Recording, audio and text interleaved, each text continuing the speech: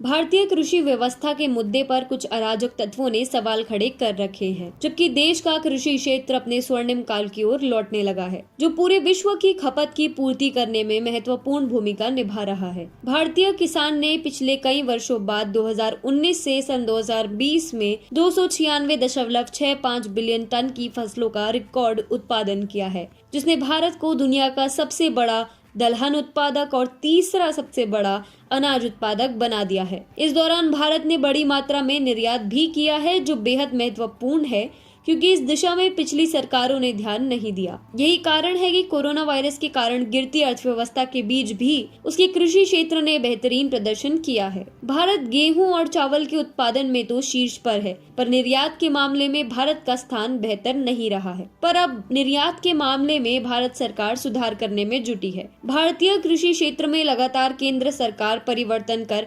किसानों और अर्थव्यवस्था दोनों को सुधारने की कोशिशें कर रही है, जिसके परिणाम अब दिखने भी लगे हैं। वाणिज्य मंत्रालय के कृषि और प्रसंस्कृत खाद्य उत्पादन निर्यात विकास प्राधिकरण के मुताबिक भारत ने सितंबर 2020 में 71% की वृद्धि से 3.52 लाख टन के बासमती चावल का निर्यात किया था, जो कि पिछले साल के सितंबर महीने में मात्र 2.5 लाख टन ही था। जबकि गैर बासमती चावल का निर्यात सितंबर 2019 के 3.69 लाख टन से बढ़कर सितंबर 2020 में 11.19 लाख टन तक पहुंच चुका है, जो कि कृषि क्षेत्र के बेहतरीन प्रदर्शन की कहानी कह रहा है। भारतीय कृषि क्षेत्र के चावल निर्यात में तो वृद्धि देखी ही गई है, लेकिन इसके अलावा वाणिज्य मंत्रालय के आंकड़े बताते हैं कि मक्का के निर्यात में भी बढ़ोतरी हुई है, जो कि सितंबर 2019 में 15,649 टन से बढ़कर सितंबर 2020 में 2.47 लाख टन हो गया है। पिछले वर्ष इसी अवधि में 1.67 लाख टन मक्का निर्यात हुआ था, जबकि इस वर्ष मक्के का निर्यात 450% की वृद्धि से 9.22 लाख टन तक पहुंच गया है। भारतीय कृषि क्षेत्र लगातार अपना बेहतरीन प्रदर्शन कर रहा है, लेकिन किसानों के लिए मानसून पर निर्भरता, ऋण, तकनीक में कमी संबंधी दिक्कतें पूरे कृषि क्षेत्र के लिए भी मुसीबतें बनती है। उदाहरण के लिए 2019 की सरकार की रिपोर्ट में सामने आया कि 2017 में दलहन की फसल में 24% की बढ़ोतरी हुई, लेकिन वैश्विक स्तर पर देखें तो इन उपलब्धियों के बावजूद विश्व के शीर्ष 10 देशों में भारत नहीं आ सका। लेकिन अब इन 3 सालों की सरकार की नई नीतियों का किसान को लाभ हुआ तो भारत दलहन के लिए 2020 में सर्वश्रेष्ठ पायदान पर पहुंच गया है।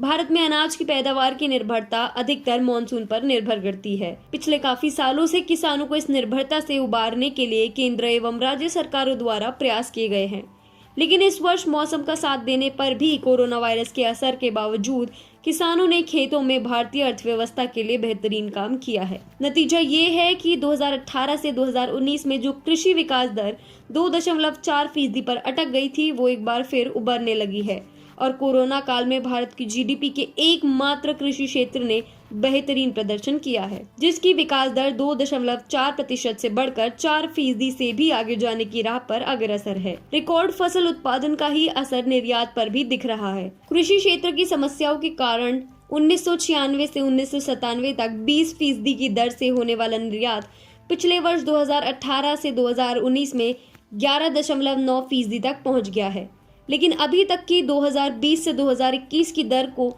ध्यान में रखें तो ये औसतन 12% से ऊपर जा चुका है, जिसमें अभी बढ़ोतरी की सकारात्मक संभावनाएं दिख रही हैं। ये सारे आंकड़े कोरोना वायरस के दौर में भी भारतीय कृषि क्षेत्र के लिए सकारात्मक रहे हैं। भारत का खाद्यान्न उत्पादन प्रत्येक वर्ष बढ़ रहा है और देश गेहूं, चावल, दालों, गन्ने और कपास जैसी फसलों के मुख्य उत्पादकों में से एक है। हाल ही में केंद्र सरकार ने 14,654 करोड़ का कपास भी खरीदा है, जिससे इसकी खेती में लगे 9.63 लाख किसानों को फायदा हुआ है। यही नहीं, सरकार खेती में टेक्नोलॉजी और डिजिटल ट्रांजैक्शन को बढ़ावा दे रही है ताकि कपास की खेती करने वाले किसानों को उत्पादन बढ़ाने के लिए प्रेरित किया जा सके। इस साल कपास का निर्यात तेजी से बढ़ा है। गौरतलब है कि पिछले 6 सालों में कृषि सुधारों का लगातार क्रियान्वयन जारी है, जिसके सकारात्मक परिणाम अब 2020 कोरोना काल में ही दिखने लगे हैं। ब्रिटिश शासन ने भारतीय अर्थव्यवस्था को कमजोर किया। इसके चलते 1947 में वैश्विक जीडीपी में भारत का योगदान मात्र 4% ही रह गया, जो कि 16वीं सदी के दौरान 22% से अधिक था। अंग्रेजों द्वारा शुरू की गई कृषि व्यवस्था की दुर्दशा का अंजाम भारत आजादी के 72 साल बाद भी भुगत रहा है। बीते दशकों में विनिर्माण और सेवा क्षेत्रों ने अर्थव्यवस्था के विकास में तेजी से योगदान दिया है, जबकि कृषि क्षेत्र का योगदान 1950 के दशक में जीडीपी के 50% से साल दर साल घटता गया। परंतु सरकार अब इसे बढ़ाने की दिशा में प्रयासरत है, जिसका सकारात्मक परिणाम सामने आने लगा है। ये संकेत है कि सरकार द्वारा हाल में किए गए कृषि सुधारों के बाद अवरोधों से इतर जब किसान स्वतंत्र होगा तो इस कृषि क्षेत्र में और अधिक बम्पर बढ़ोतरी होगी। इसके आधार पर ही विश्लेषक ये मानने लगे हैं कि कुछ वक्त के ठहराव के बाद भारत का कृषि क्षेत्र पुनः अपने स्वर्णिम काल में लौट रहा है, जो कि पूरे विश्व के अनाज की खपत की पूर्ति करेगा।